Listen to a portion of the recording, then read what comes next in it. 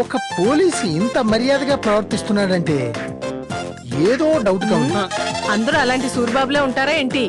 ఇలాంటి మంచి రంగారావులు కూడా ఉంటారు.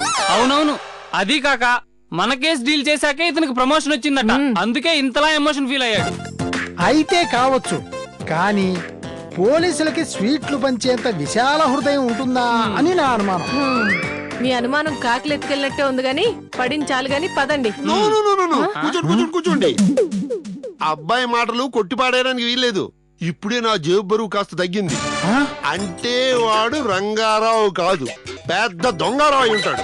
చాలే ఊరుకోండి. కావాలంటే పందెం గాయండి. పందాలవి ఎందుకు గాని మీరంత ఖచ్చితంగా ఎలా ఎలా చెప్పగలనంటే వాడు నన్ను కౌగిలించుకున్నప్పుడు నా బొడ్లో ఉన్న 1000 రూపాయలు కొట్టేశాడు.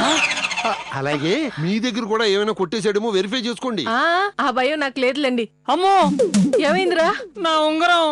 ఏమండి, ఒక్క కౌగిలెంతకి ఉంగరం పోతే ఇక ఈ పంచిన స్వీట్లకి ఇంకేం పోయాయో అని నాకు అనుమానంగా ఉందండి. ఇందాక నుంచి నేను అనుమాన పడుతుంటే ఏమన్నావు నువ్వు? ఇప్పుడు అర్థమైందా? వామ్మో!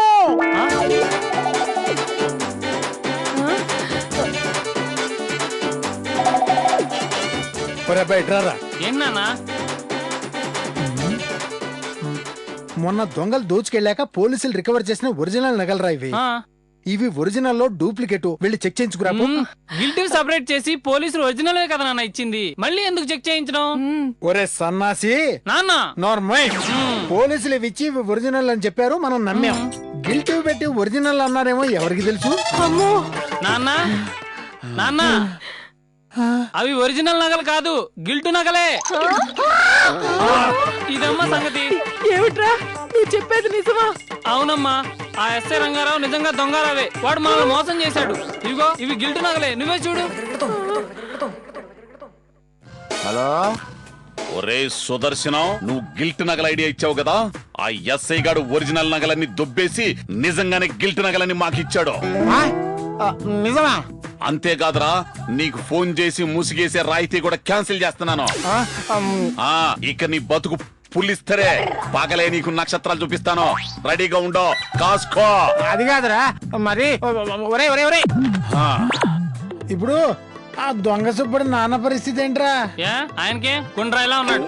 అయినా మన బంగారం పోతే ఆయనకేంటి నాన్న? అబ్బా, నా ఉద్దేశం అది కాదురా. ఆయన్ని జాగ్రత్తగా కంటికి రెప్పలా చూసుకోవాలని ఆ దొంగ సూపర్ చెప్పెళ్ళాడు కదా. మరి టెన్షన్ లో పడి ఆయన గురించి మనం మర్చిపోయాం కదా. ఆయన ఏం ఫీల్ అవ్వట్లేదు కదా? అవునండో, నిజమే. మీకు ఆ టెన్షన్ ఏం అవసరం లేదు. మన మనోరంజని నటేష్ను ఆయన ఒంటి మీద ఈగ వాలకుండా చూసుకుంటున్నారు. ఏమిటిది? టిఫిన్ తింటారా, తినిపించమంటారా? ఓహో, ఈ ఏర్పాట్లు కూడా ఉన్నాయన్నమాట. ఈ ఏర్పాట్లు చేయడానికే కదండి మేమున్నది కూడా. అయితే నువ్వు నాకు అమ్మలా తినిపించాలి. మరి నేను నువ్వు పాలేరులాగా కింద కూర్చుని ఏనుగు పొజిషన్ లో నన్ను మీద ఎక్కించుకుని అటు ఇటు అటు ఇటు తిప్పాలి. ఇటు నుంచి తిరిగి వచ్చి ఒక ముద్ద, అటు నుంచి తిరిగి వచ్చి ఒక ముద్ద తింటాను.